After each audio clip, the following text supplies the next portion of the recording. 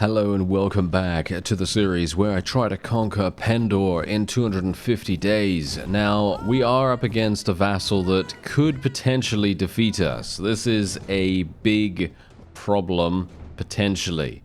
Now, I'm obviously trying things that are going to provide me with a significant amount of renown and also a way for us to create our own faction faster than, well, later. Basically, sooner rather than later. That's the motto.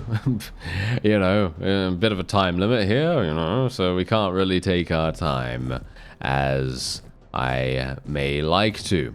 So we're going to have to see whether we can pull this off, because basically what I'm trying to do right now is I'm trying to give the Empire, or basically any faction, an opportunity to attack each other.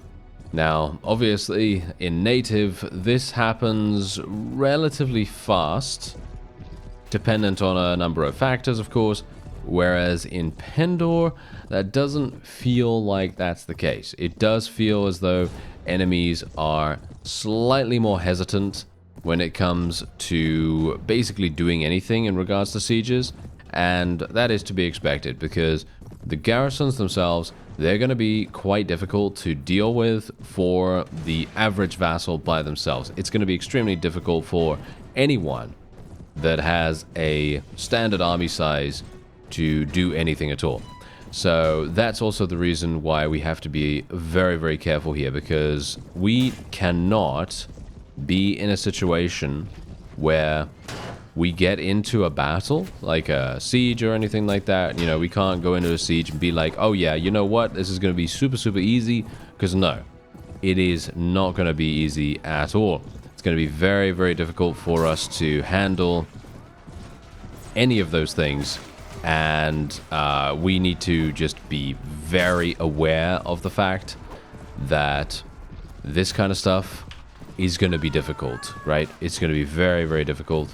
And being able to make ourselves and continuously be aware of that fact, you know, because obviously sieges specifically are going to be a big issue. And despite the fact that maybe we're going to be okay, I mean, it depends. The thing is, if we can force a sally out, this is the main reason why I have this kind of composition, by the way. If I have the ability to force a sally out, then this is going to be overwhelmingly incredible. We will have an incredibly easy time. It should be an easy time at the very least. But obviously, again, that very much depends on if my overall strategy of what I have decided to go for in terms of composition is going to be good enough. If it is not good enough to force a sally out, then that's okay, because we still have ranged troops, and if we have a significant amount of them, and I'm talking about a critical mass here, this is also the reason why what we're going to be doing is leveling up our charisma. If we level our charisma some more, we're going to be getting some more leadership, and that's going to provide us with more party size. More party size equals more critical mass of crossbowmen, and that's kind of the, you know, that's kind of the main deal. Anyway, what we're going to do is going to tell our archers to hold fire here for a real quick second, because we do have the enemy coming in a second wave. Actually, very surprising that we were able to eliminate all of these guys. They did have Scorpion Assassins and Scorpion Scions as well, and let me tell you, those guys, they don't mess around. They do not mess around. As you can see, this is actually a Scorpion Scion, I believe. Never mind. Scorpion Assassin then. Scorpion Scion, Scorpion Assassin, basically the same thing. They hurt a lot. And if you don't have a decent amount of proficiency, these guys literally have, like, I don't even know what, 400, 500 or something like that in terms of their melee skills. And they are just going to murder every single thing. But thankfully, look at my armored crossbowmen. My armored crossbowmen are doing an absolutely fantastic job, and they are literally just completely obliterating the opponent in every single way. Now we are gonna have this archer right here. Oh, I feel kind of sorry for this guy, to be honest. I would certainly not want to be him. I'm actually surprised that all of our crossbowmen are missing him right now, but let's see. There we go. There's the nice kill to finish him off. And there we have it. 26 renown. This is actually the most renown that we have gained in the entirety of this series so far. And I can only hope that this is going to continue. So let's see how it goes. Now I'm going to let this guy go once again. Like I said before, this is all about gaining as much honor as I can, because I'm still not entirely sure if that is even necessary. It may be, or it might not be. But I'm just making sure that we have the potential, right? We want to make sure that we have the potential. And also we are having this armor here. I don't currently have the ability to use it, so I am just going to let my companions equip it themselves. I think that makes the most sense. And then we are going to be moving on. Alright, so we're also going to be selling my Noldor trade goods. Now, the main reason why I'm selling that is because, as far as I remember, Noldor trade goods have something to do with Quigfen, and as I may or may not have said beforehand, I'm actually not going to really be doing much with him. Looks like Ashton has something for us here. Unfortunately, it is not the location of the Red Brotherhood hideout. However, it is a chest in Valenbray, which I believe does provide us with some various loot, and that would actually be quite good. Ah, look at that. We did just advance to level 13 by slaying the wonderful and most nefarious enemy. Yeah.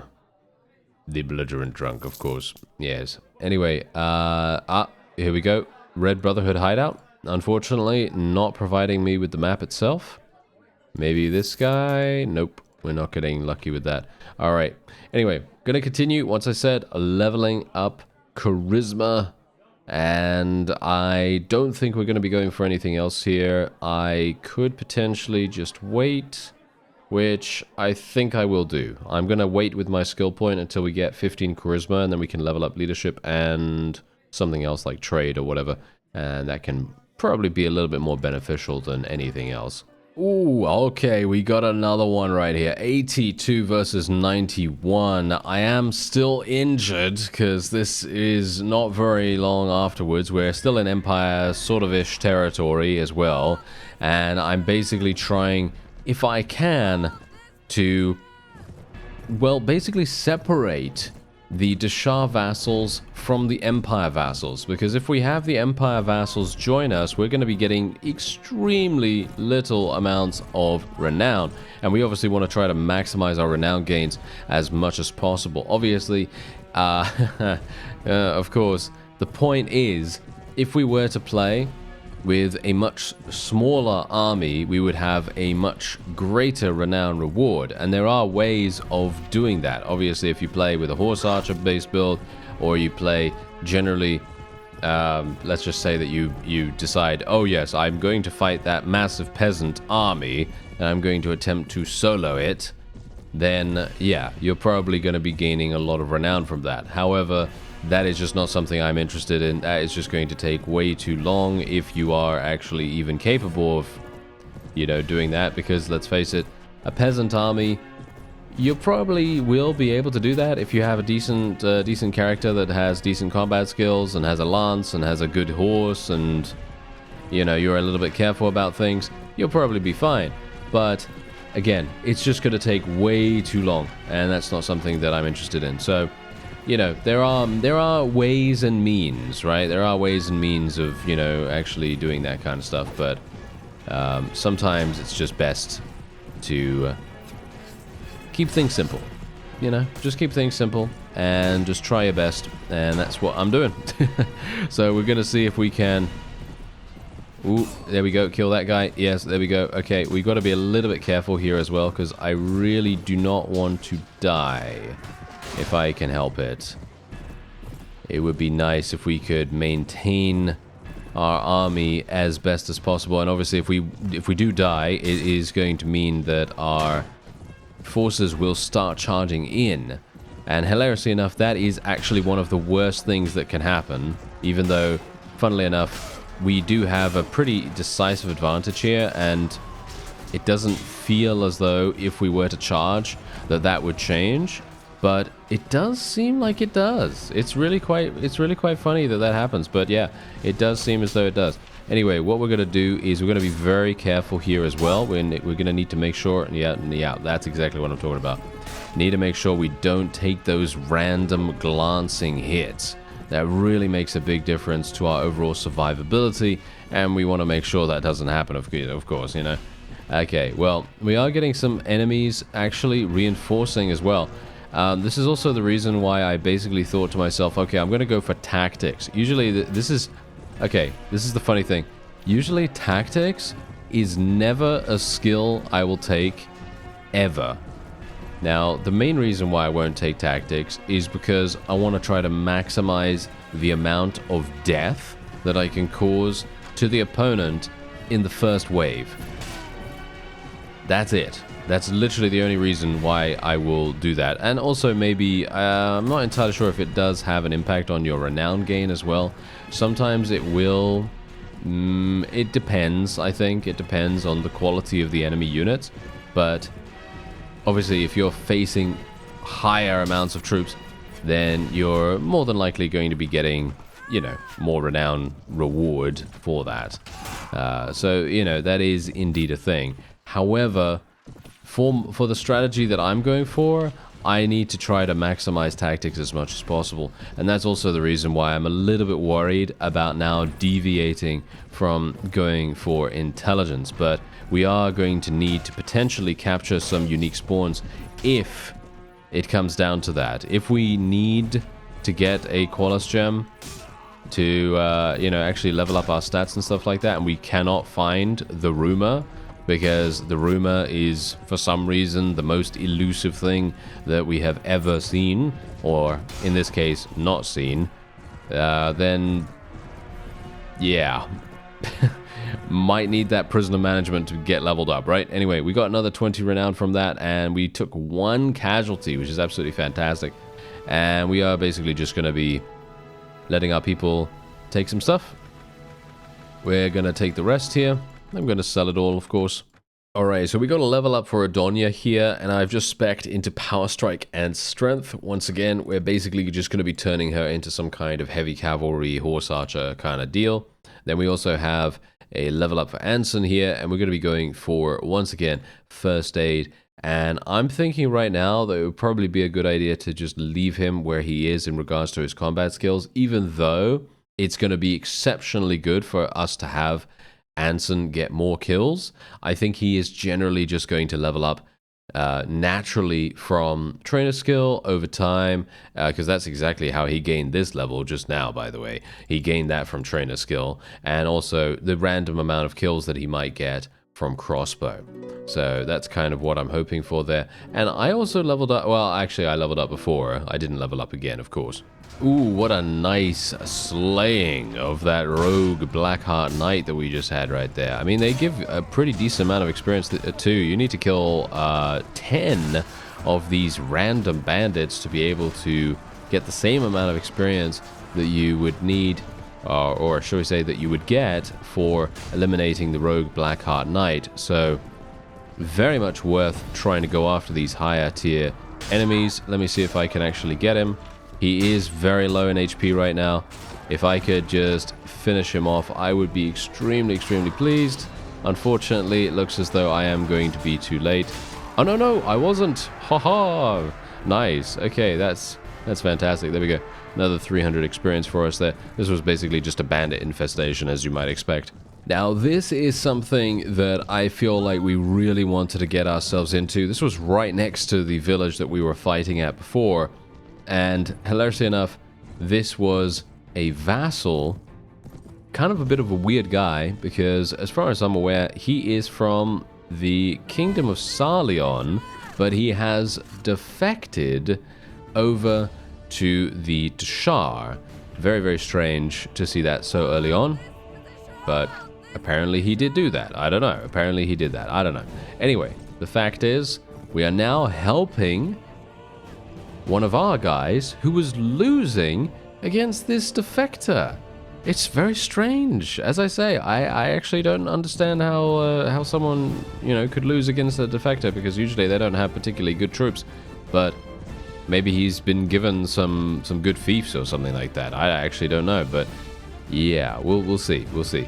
Anyway, hopefully he doesn't have too many Scorpion Assassins, too many Scions or anything like that, and that should be absolutely fine. I mean, we've got a pretty significant amount of Empire Armored Crossbowmen now, because we've basically just been doing these random fights here and there, and generally, obviously, that does add up over time, of course. And I'm very much hoping that we're going to be okay with this. I mean, what's really funny about fighting the Dashar is that their spearmen have no shields. Yeah, their spearmen have no shields, so it is extremely easy for our crossbowmen to murder them. And funnily enough, their archers do have shields. So, you know, all intents and purposes, sometimes that means that the archers are going to be more, shall we say, well, tougher, more survivable. Yeah, more survivable. Anyway, yeah, they're going to be more resilient, shall we say, to crossbowmen than even the spearmen will be, which is very strange. But you know, that's just how it is, I suppose. I mean, these guys are running around with massive two-handed polearms, and they're very much ready for that wonderful deep penetration that they can easily go for if they want to. However, you know, as is the case with many people, they're not very good at handling a large weapon, I feel. You know, they feel like they're just not super good at it. I have a lot of experience with handling large weapons, and generally, it's all about the timing. You know what I mean? It's all about the timing. It's all about making sure that you have exactly the right spot that you're hitting, you know? Because as long as you can hit the right spot, everyone is going to, you know, walk away feeling very satisfied. And, well, apart from your enemies, of course. But, you know, the point is, that's it. There's a victory for us right there. Another 14 renown. We lost 0 people. We lost literally 0 people, probably because my allies were taking most of the brunt of the damage there, but there you go. Anyway, we turned up just in time. As you can see, we actually did gain a significant amount of relation with this fellow. And funnily enough, I think this guy actually is applicable for becoming a spouse. So we might want to marry him. Maybe. I'm not entirely sure at the moment. But anyway, what we're going to do is we are going to get this Dashar Courser. I'm actually going to use the Dashar Courser. And we're going to be just swapping this out. And we're just going to take the rest and we're just going to sell it. Alright, so we sold all of our loot. I'm getting 2,300 dinars from this, which is really, really nice. We're at Ethos now, by the way. And one thing that I want to do, I think I actually, didn't I level up? Yes, I did actually level up. Fantastic. Yeah, I thought I heard that sound. So I did level up, and we are going to be getting that extra point in leadership. That's going to get me another 10 troops. Very, very important that we get that. And then we are also probably going to be going for... do we need cash? It depends on if we need cash, because trade skill is pretty good. But I'm actually also thinking about prisoner management right now, because that does reduce the chances of enemy lords escaping. And, well, as time goes on, it is probably going to be much more important for us to have prisoner management. So I'm thinking we're going to be going for that, even though right now it is not going to be that useful. Ah, we got him. There we go. All right, fantastic. So this guy is literally right next to Ethos right now, because obviously I was just there. And basically what has been going on is the Dashar vassals are attempting to raid a lot of villages nearby, and the Empire are playing defensively. They are playing so defensively that maybe it's even to their detriment, because they're just focusing on defense way too much, and they're not actually providing any form of offense whatsoever. But that can actually be sometimes, not all the time, but sometimes that can be a solution in and of itself, because what we could potentially do is we can make it so that the enemy throws themselves against us, and we basically destroy them. We destroy them by becoming the immovable object, as it were. And, well, Hopefully at that point we can counterattack and shatter every single thing that we come up against. Because obviously in that case, most of their vassals would have been defeated, or at least that's the ideal, ideal scenario. And most of them will have pretty terrible units available, hopefully. And then from there, well, then it should be somewhat plain sailing. And I say should, but obviously I don't know whether that would be the case. Okay, so this might be a little bit problematic considering I have a huge line of troops. This is probably not the best idea to place them like this, but I kind of wanted to do this just because it does make the enemy kind of think twice about charging, because then if they charge along the line, all of our crossbowmen are going to absolutely destroy them, or at least that is the hope. Okay, let's see if I can run some interference here. Are they actually coming down, or are they just wanting to waste our crossbowmen bolts? It feels like they're wanting to waste it. That's interesting. Yeah, no, here we go. Okay, they're starting to charge now. Okay, that's hilarious. Okay, here we go. All we need to do, be very careful, and don't get killed. That's all I need to do, right? Just don't get killed. It's easy enough not to get killed, right? He says his horse is instantly killed. And he is almost instantly killed. Yes. I think I'm dead. Very little I can do here. Very little I can do. My sword is not fast enough to beat this guy. Yeah, not in a million years. Alright, yeah. So that is inherently, that's the danger. You see, that's the danger of being the distraction, as it were. But I think we should be absolutely fine. I mean, look at the amount of troops we're killing right now. I don't think we really need to worry too much. Hopefully we won't lose too many crossbowmen. But yeah, as I said, it is always a risk. You know, it's always a risk when you play the distraction game here, because these guys, when they lance you, it's game over. And there it is, 15 renown for us. We did actually not lose any additional crossbowmen, which is extremely nice. And we are basically just going to, once again, let this guy go. Now, let's take a look here. Are we going to be getting... no, we're not going to be getting any better shoes, but that's okay. We can basically just get our companions some better stuff. And there we have it. Alright, so we do have a Rogue Deshar Squire here and some Singalian Horsemen, but as you can quite clearly tell, I have been recruiting Empire troops only. We're also going to be leveling up Julia in just a second as well. Let's just see what we can get her. Yeah, okay, so basically she's all about power draw. She's all about power draw, and we are basically just going to continue leveling that, I think. I don't see a point in not doing that. Is there a reason why I shouldn't do that?